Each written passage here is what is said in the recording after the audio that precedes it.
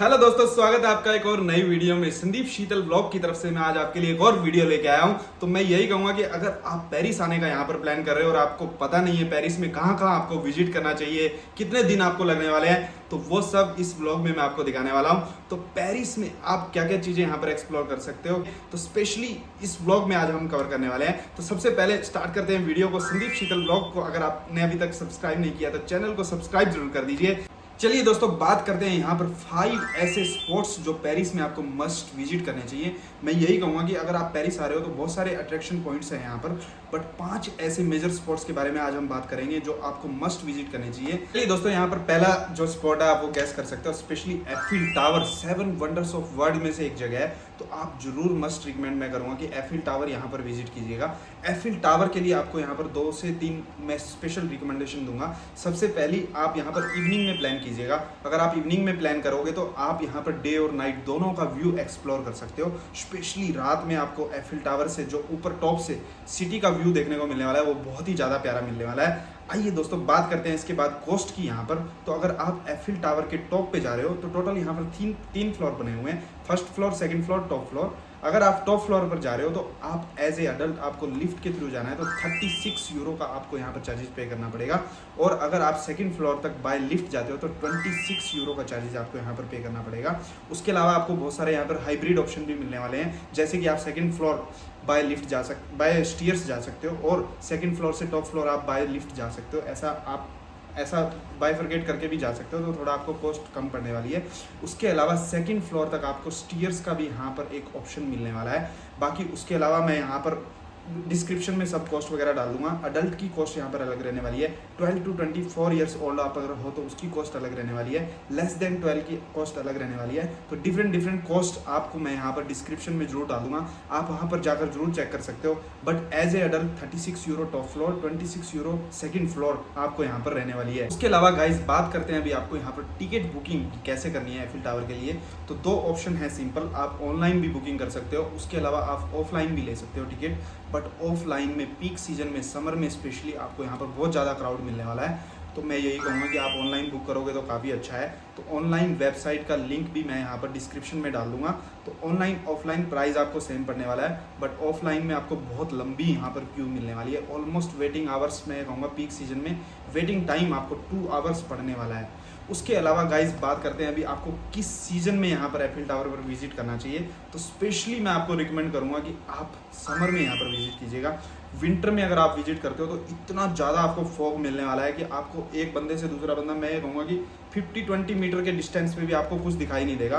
तो अगर आप एफिल टावर के टॉप पर प्लान कर रहे हो विंटर्स में तो स्पेशली आपको सिटी का व्यू कुछ भी यहाँ पर दिखाई नहीं देगा। तो आप स्पेशली यहाँ पर समर में प्लान कीजिएगा एफिल टावर का, बहुत ही ज़्यादा प्यारा लगता है। और नाइट में स्पेशली प्लान कीजिएगा क्योंकि वो जो टिम टिम वाली लाइट जलती है वो बहुत ही ज़्यादा प्यारी लगती है। चलिए दोस्तों, एफिल टावर के लिए मैं कहूँगा इतना एनफ है, बट आपको अगर और भी कुछ क्वेश्चन हो तो आप कमेंट करके जरूर मेरे से पूछ सकते हैं। बढ़ते हैं अपने नेक्स्ट स्पॉट की तरफ। चलिए दोस्तों, मेरी लिस्ट में जो दूसरे नंबर पे है वो मैं लूप म्यूजियम, एक बहुत ही प्यारा म्यूजियम बना हुआ है, उसको मैं हाईली रेट करता हूँ। यहाँ पर अगर एफिल टावर और लूप म्यूजियम में कंपैरिजन करें तो लूप म्यूजियम भी आपको रात में बहुत ही ज़्यादा प्यारा मिलने वाला है। एक स्पेशली जो उसकी ट्रायंगल बनी हुई है वो बहुत ही ज़्यादा प्यारी लगती है। तो बात करते हैं अभी लूप म्यूजियम में आपको टिकट वगैरह कैसे मिलने वाली है और टिकट का प्राइस क्या रहने वाला है। तो मैं यही कहूँगा कि अगर आप लूप म्यूजियम प्लान कर रहे हो तो लूप म्यूजियम बहुत ही ज़्यादा बड़ा बना हुआ है। तो एक दिन स्पेशली आपको यहाँ पर लूप म्यूजियम के लिए पूरा सुबह मॉर्निंग से लेके 9 बजे से लेके शाम को 5:30 बजे लूप म्यूजियम बंद हो जाता है, ऑलमोस्ट 6 बजे के आसपास। तो वो एक दिन आपको पूरा चाहिए लूप म्यूजियम के लिए। और अगर हम बात करें इसकी टिकट की तो आपको यहाँ पर 21 यूरो का टिकट पड़ने वाला है, ऑलमोस्ट मैं ये कहूँगा 2100 इंडियन रुपीज़। तो काफ़ी अच्छा है ये। और मोनालिसा की पेंटिंग स्पेशली लूप म्यूजियम को बहुत ही ज़्यादा मैं कहूँगा स्पेशल बना देती है, क्योंकि यहाँ पर एक काफ़ी ज़्यादा हिस्ट्री है लूप म्यूजियम की।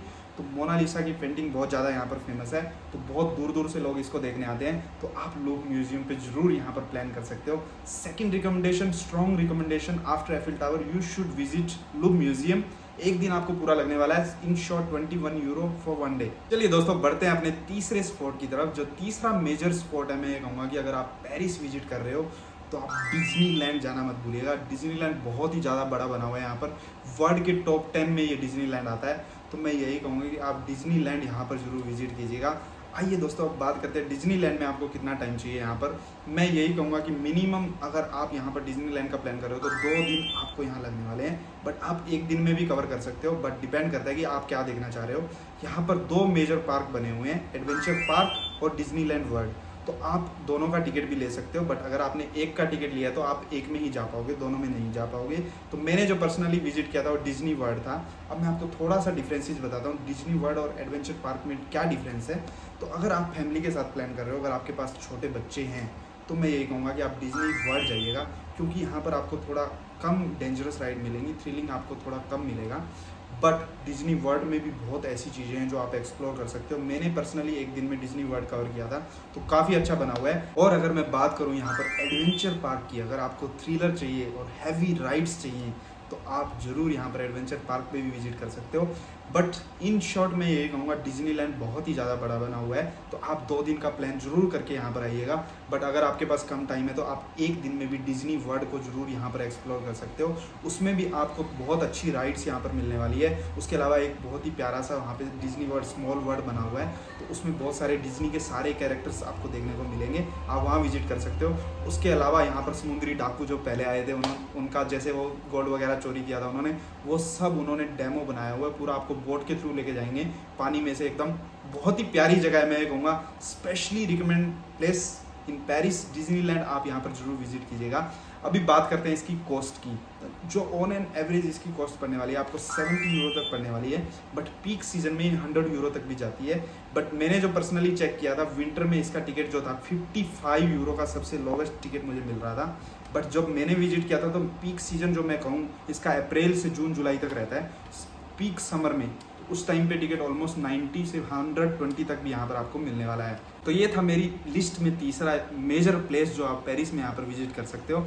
आगे बढ़ते हैं अपने चौथे स्पॉट की तरफ, जो कि है आर्क दे ट्रियोम्फ। काफ़ी प्यारी जगह बनी हुई है, आपको ऐसे लगेगा दिल्ली के इंडिया गेट पे आप आ गए हो। बट स्पेशली स्ट्रॉन्ग रिकमेंडेशन मेरी यही है कि आप वहाँ पर भी जरूर विजिट कीजिएगा, और आप उसके टॉप पर भी यहाँ पर जा सकते हो। कुछ 260 कुछ स्टीयर्स बनी हुई है, मेरे को एग्जैक्ट याद नहीं है, 22 स्टीयर्स आपको जाना है और उसका भी आपको टिकट लेना पड़ेगा।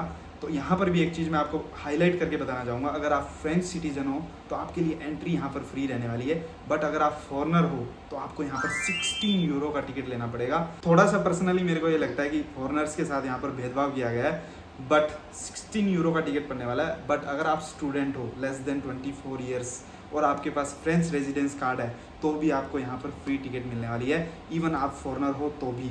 तो ये चीज़ भी आप जरूर यहाँ पर कंसिडर कर सकते हो। अभी बात करते हैं आर्क दे ट्रियोम्फ की खासियत क्या है। यहाँ पर आप जैसे ही आर्क दे ट्रियोम्फ टॉप पे जाओगे तो आपको यहाँ पर 12 डिफरेंट रोड्स आपको देखने को मिलेंगे। तो 12 डिफरेंट रोड से आपको पूरा पेरिस यहाँ पर दिखाई देता है, और बिल्कुल एकदम सेंटर में आर्क दे ट्रियोम्फ बना हुआ है और डिफरेंट रोड्स आपको देखने को मिलेंगे। तो काफ़ी ज़्यादा प्यारा है ये। ऊपर जाके आप यहाँ पर एफिल टावर को भी देख सकते हो। लास्ट चीज़ आर्क दे ट्रियोम्फ की मैं आपको बताना चाहूँगा, यहाँ पर न्यू ईयर सेलिब्रेशन स्पेशली हर साल यहीं होता है, तो आप यहाँ पर न्यू ईयर सेलिब्रेशन के लिए भी स्पेशली आ सकते हो। मैं 31 दिसंबर को लास्ट ईयर गया था, तो काफ़ी बड़ा न्यू ईयर सेलिब्रेशन होता है। मैं कहूँगा कि ऑलमोस्ट 50,000 से भी ज़्यादा लोग आपको वहाँ पर मिलने वाले हैं। 6 बजे से वहाँ पे क्राउड लगना शुरू हो जाता है। तो आर्क दे ट्रियोम्फ मेरी लिस्ट में चौथे नंबर पर जरूर विजिट कीजिएगा गाइस। चलिए दोस्तों, मेरी जो लिस्ट में 5वें नंबर पर है वो जो एक स्पॉट है, मैं कहूँगा ये थोड़ा सा टाई है। आप 2 मेजर स्पॉट्स हैं यहाँ पर, नोट्रे डेम और मोंटमार्टे, तो आप इन दोनों में से कोई भी एक स्पॉट पर विजिट कर सकते हो।